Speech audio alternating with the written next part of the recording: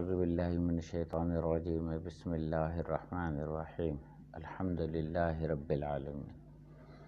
احباب، موجودہ دور میں جو حالات چل رہے ہیں، جو ٹائم لائن پہ ہمیں لائیو انفارمیشن مل رہی ہیں تو وہ آپ کو بہت ساری سورسز سے مل رہی ہوں گی، اور بلکہ دن میں دو تین دفعہ آپ کو انفارم کیا جا رہا ہے۔ ہم نے آپ سے وعدہ کیا تھا کہ ہم نے آپ کو جو کچھ ہو رہا ہے،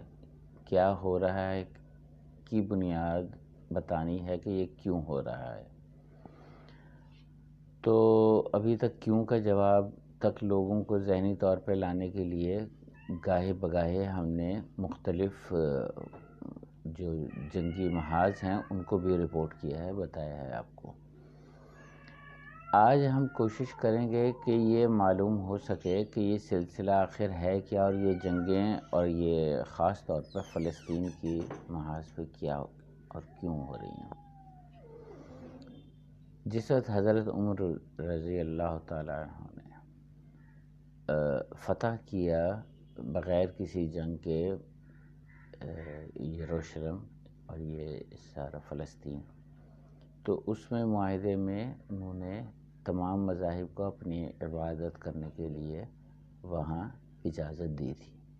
اور کوئی خون نہیں بہایا تھا۔ لیکن یہود اور عیسائی جو تھے، جو ان کے اہل کار بن جاتے ہیں، بارہا ہسٹری میں یہ نظر آتا ہے، حالانکہ ان کے ساتھ اور ان کے انبیاء علیہ الصلاۃ و تسلیمات کے ساتھ انہوں نے جو رویہ رکھا، اس کے باوجود تو ان کو یہ بہت قلق تھا کہ ہمارے ہاتھ سے بیت المقدس کیوں نکل گیا۔ اس کے لیے پھر یہ کوششیں کرتے رہے، بالآخر صلیبی جنگوں کا آغاز ہو گیا، اور اس میں کچھ دفعہ جو شروع میں پہلی جنگ جو صلیبی جنگ، اس کے بعد وہ فتح کر لیا تھا انہوں نے، تو باب داؤد کے دروازے پر، باب داؤد پر انہوں نے تقریباً 70-80 ہزار مسلمانوں کو ذبح کیا تھا۔ یہ ان کا فاتح ہونے پر ان کا ریئیکشن تھا۔ تو یہ لوگ تو خون آشام لوگ ہیں، انسانیت سے انہیں کوئی علاقہ نہیں،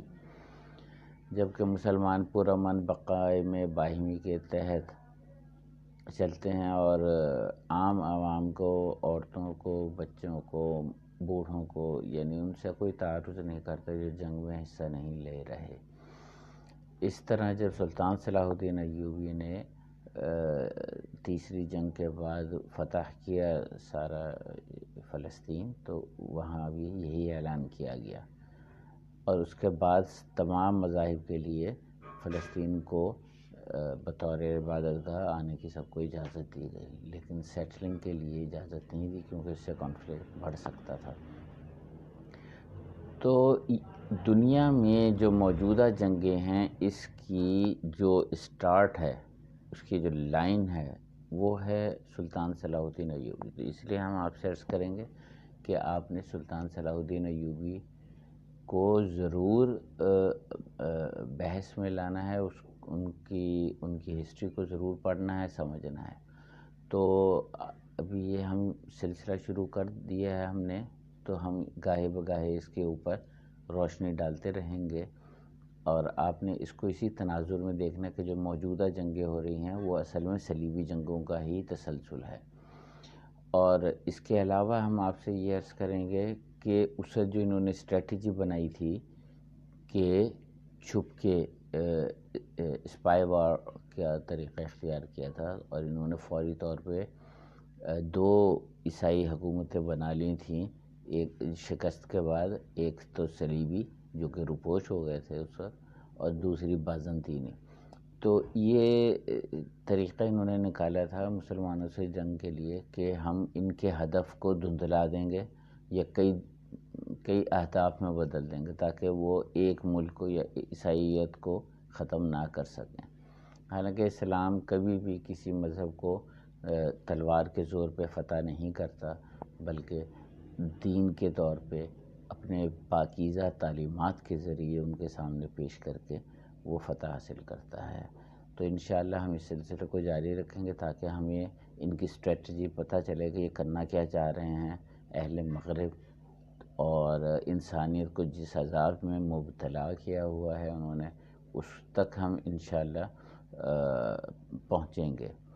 آپ کی سماعتوں کا بہت شکریہ۔ السلام علیکم ورحمۃ اللہ وبرکاتہ۔